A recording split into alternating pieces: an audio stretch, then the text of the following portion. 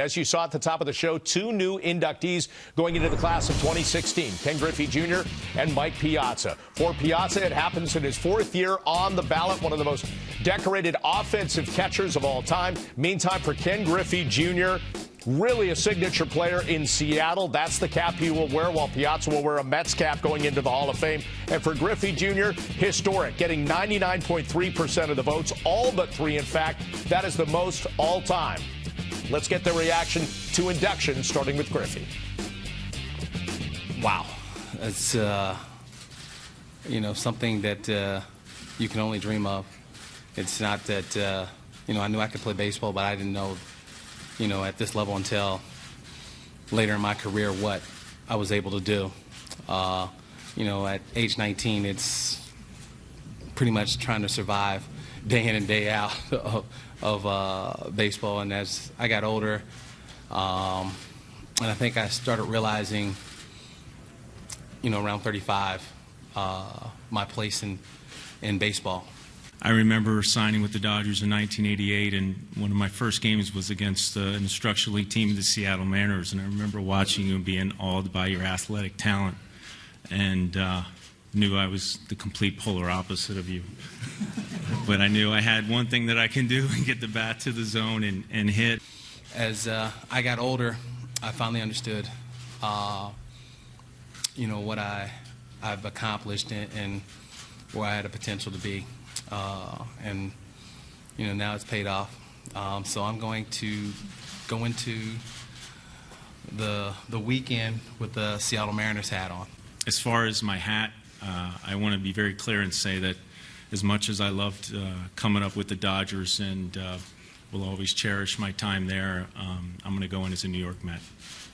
All right, so initial reaction when the announcement came out, Jack, was two things. Very deserved for both guys, but just two guys. We thought there might be more. Yeah, two guys on this ballot, Bob. I ended up voting for 10. I didn't think all 10 would get in, but a couple of guys knocking on the door, which I'm sure we'll get to. What I like about both Griffey and Piazza is that they passed the eye test. When you get the chance to vote for the Hall of Fame, you have the statistics in front of you, you do some research, you talk to people around the game, but there also comes down to, did this guy look like a Hall of Famer to you? And when I think about Ken Griffey Jr. and Mike Piazza, the answer is a resounding yes. Yeah, and Sandy, all but three votes, and we know for whatever reason that happens for these first-time guys on the ballot, but well-deserved for him to pass Tom Seaver. No question about it. I think when you think about the 1990s, there are two players you think about, Barry Bonds and Ken Griffey Jr.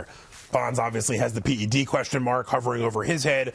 Griffey does not. Nobody ever connected him to anything. He was the pure natural player, one of the most talented five-tool guys we've ever seen, and certainly I think a no-brainer first ballot Hall of Famer. First thought when the results came out is what three people wouldn't vote for Ken Griffey Jr. Right. I tell you what, I was 10 years old in 1990. I was living on a farm in southeast Missouri. I had every Cardinals gear you can imagine, and I also had a Seattle Mariners hat and a Ken Griffey Jr. jersey. I mean, that was Griffey's appeal. Griffey was the biggest thing in the world. I mean, the fact that he spoke to a kid who, I mean, I knew nothing about Seattle and had never cheered for the Mariners, but that's what Griffey did. Griffey reached pretty deep into America, and I think kind of captured everybody's imagination. When you played MLB on video games, what player did you play as? Griffey?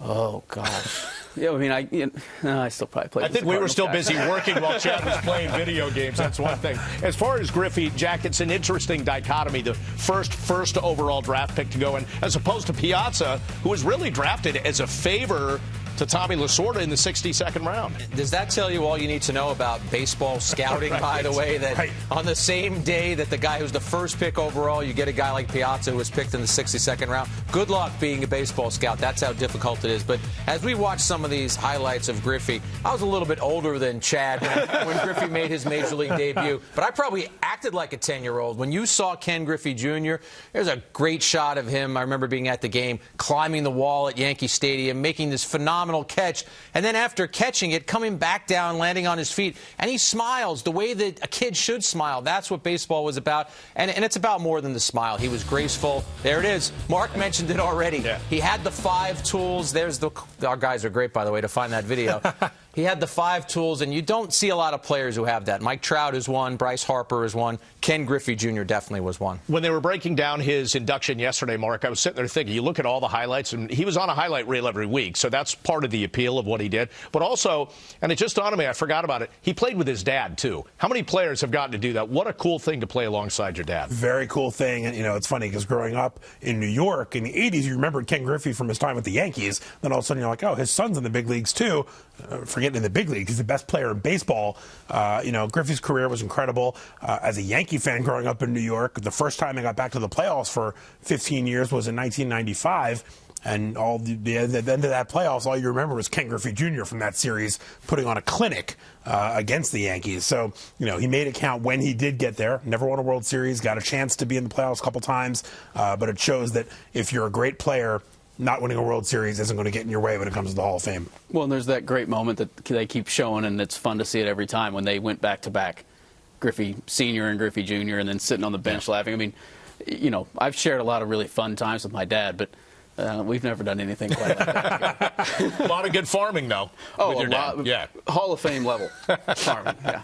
Let's turn our attention to Piazza now. 4th year on the ballot, he finally gets in. The knock against him, Jack, was the defensive skills compared to offense. But it's that offense that really carried him to Cooperstown. The offense carried him there. I think he was the best hitting catcher of all time. And it's interesting about the defensive side of his game, Bob, because I wrote this a bunch of times when I was at the New York Times. I said the Mets should move him from catcher. You got to find another position. He couldn't throw. That was his problem.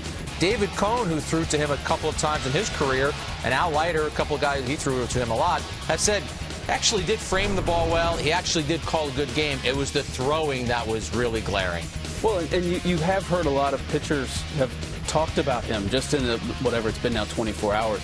And you're starting to hear some of the positive things about his work behind the plate. And I think that's interesting because, I mean, this is a guy, the bat was going to play anywhere. So if his catching was that bad, you clearly could have moved him somewhere else. Clearly he was at least a passable, workable catcher. And then, I mean, the bat is what it is. I mean, he was a phenomenal hitter. I've heard, sort of like Jack said, I heard Bobby Valentine talking about Mike Piazza, and he managed him with the Mets, and he said he couldn't throw. Bad thrower, we all know that.